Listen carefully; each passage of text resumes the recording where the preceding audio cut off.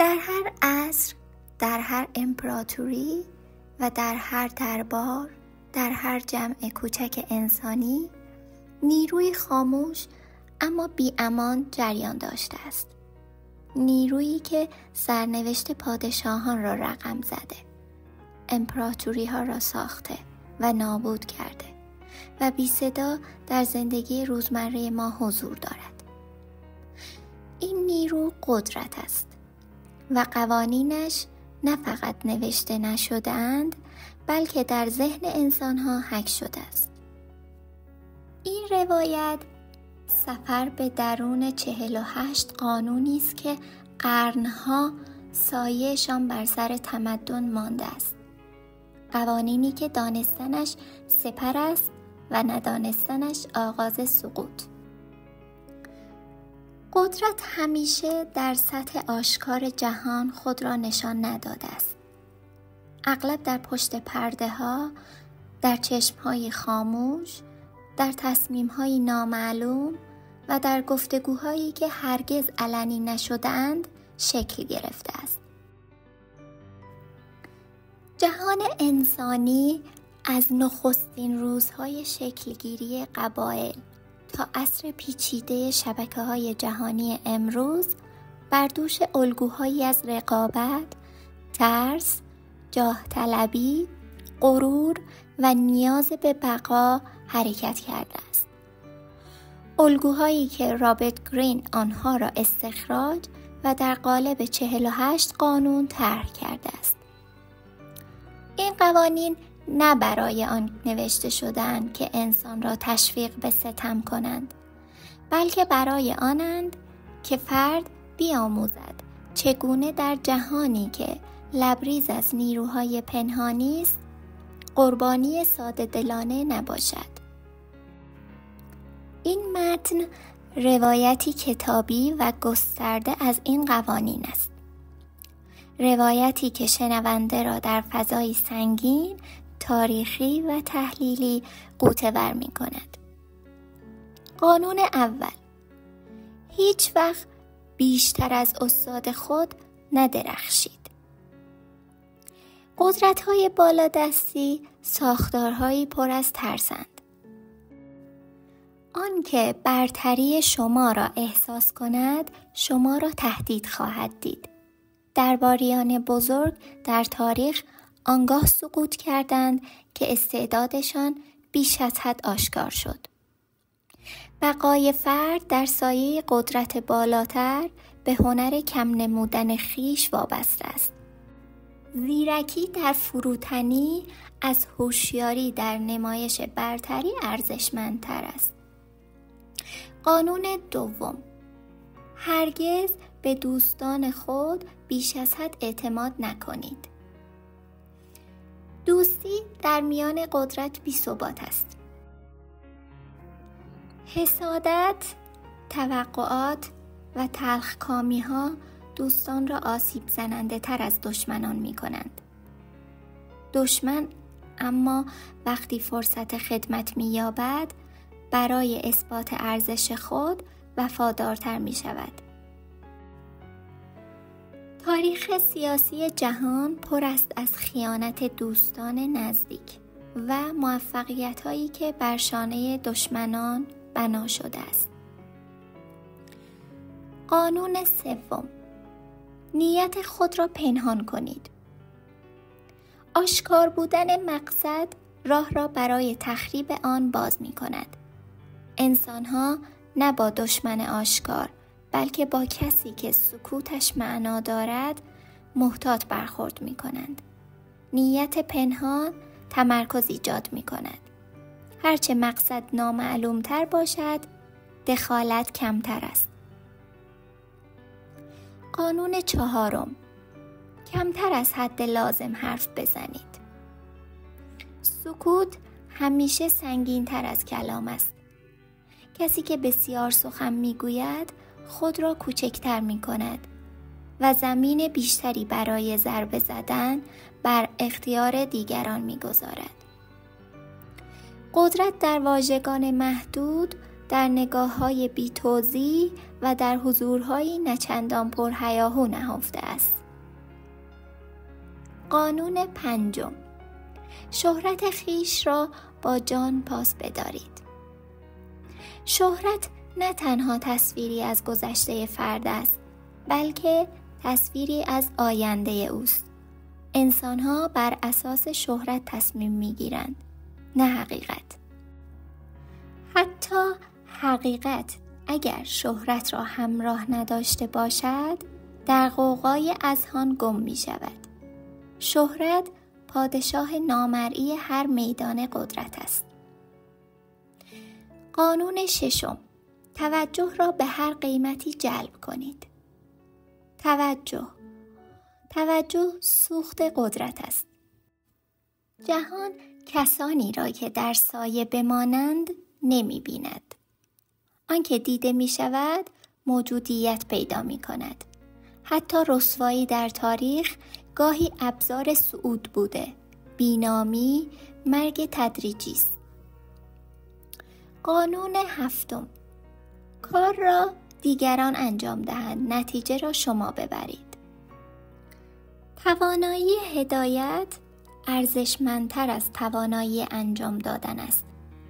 فرمانروایان بزرگ نه به خاطر کارهای خود، بلکه به واسطه توانایی فراهم کردن نیرویی که کار را انجام دهد قدرت یافتند. در بازی قدرت تلاش فردی احترام می آورد، اما سلطنت نمی سازد. قانون 8: دیگران را وادار کنید به سوی شما بیایند. تعقیب کردن نشانه نیاز است و نیاز نشانه ضعف. جاذبه ساختن هنر قدرتمندان است.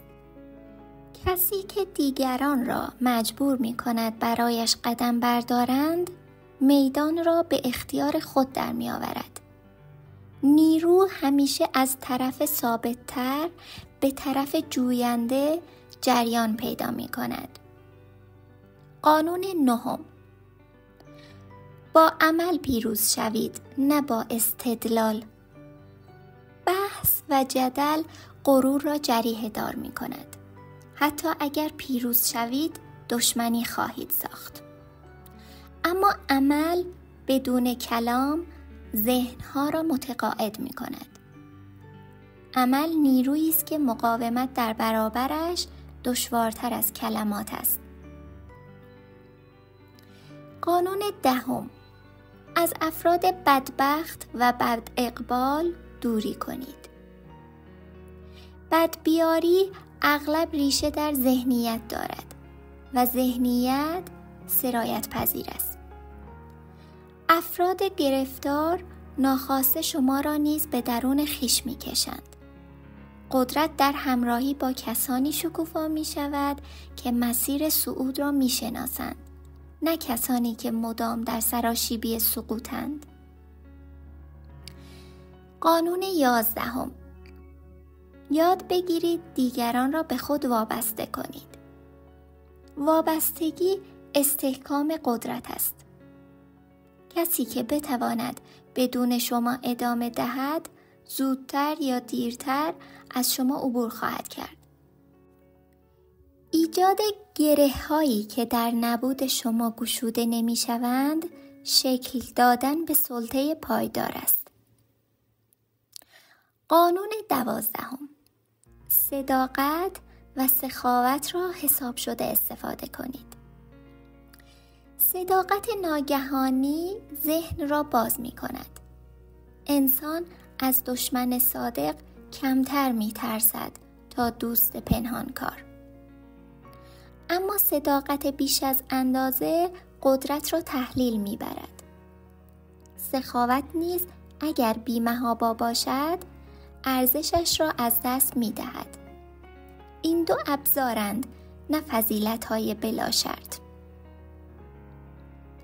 قانون 13: وقتی نیازمند کمکید، بر سود طرف مقابل تأکید کنید. هیچ کس از سر مهربانی پایدار کاری نمی کند. کمک زمانی رخ می‌دهد که فرد احساس کند سود می‌برد. بنابراین منافع طرف مقابل را بیدار کنید، نه احساساتش را. قانون 14: دوست نما باشید اما جاسوس باقی بمانید. دانش قلب قدرت است. آگاهی از انگیزه ها، ترس ها، آرزوها و ضعف های دیگران مزیتی بزرگ ایجاد می کند. نزدیک شوید اما برای شناخت. لبخند بزنید اما برای فهمیدن. قدرت بیش از آن که به زور بازو نیاز داشته باشد، به اطلاعات نیاز دارد. قانون 15: دشمن را به طور کامل نابود کنید. زخمی که درمان نشود انتقام می‌زاید. دشمن نیمه مرده خطرناکتر از دشمن شکست خورده است. قانون 16: با غیبت خود احترام بیافرینید. حضور مداوم ارزش را می‌کاهد. ناپدید شدن به موقع باعث می شود دیگران دلتنگ قدرت شما شوند. قانون 17: دیگران را در حالت تعلیق و ترس نگه دارید. پیشبینی ناپذیری یکی از ابزارهای اساسی سلطه است. وقتی مردم نتوانند حرکات شما را پیش بینی کنند، در هراس حرکت بعدی شما زندگی خواهند کرد. قانون 18: از ایجاد دژهای دفاعی بپرهیزید. انزوا آسیب پذیری می آورد. قدرت در میان مردم و جریان اطلاعات معنا دارد، نه در دیوارهای بسته. قانون 19: با هر کس به اندازه موقعیتش رفتار کنید. نادیده گرفتن مرزها و غرور دیگران موجب دشمنی پنهان می شود. هر کس در ذهن خود پادشاهی است. قانون 20: خود را متعهد به هیچ کس نشان ندهید. وابستگی به یک جناح یا فرد آزادی عمل را می گیرد. قدرت در انعطاف و انتخاب آزادانه نهفته است. قانون 21: ساده تر از دیگران به نظر برسید تا فریبشان دهید. تظاهر به نادانی حربه‌ای است برای برانگیختن غرور دیگران و آشکار ساختن نیت‌هایشان. قانون 22: از تاکتیک تسلیم برای پیروزی استفاده کنید. عقب نشینی موقت می تواند زمینه‌ساز پیروزی نهایی باشد. انعطاف نوعی از قدرت است. قانون 23: نیروهای خود را متمرکز کنید. پراکنده کاری انرژی را هدر می دهد. تمرکز بر یک هدف واحد ضربه‌ای کاری را وارد می کند. قانون 24: همچون درباری رفتار کنید. در هر نظامی دربار و سلسله مراتب قدرتی وجود دارد. آداب، ظرافت و کنترل ظاهر ابزارهای بقا در چنین ساختارهایی اند. قانون 25: خویشتن را دوباره بیافرینید. هویت ساختنی است، نه ذاتی. بازآفرینی مداوم خود مانع از آن می شود که دیگران شما را در قالبی ثابت زندانی کنند. قانون 26: دستهای خود را پاک نگه دارید. همواره دیگران را واسطه کنید تا کارهای ناخوشایند انجام دهند. چهره شما باید بی عیب و بی گناه بماند. قانون 27: بر نیاز انسانها به ایمان و باور تکیه کنید.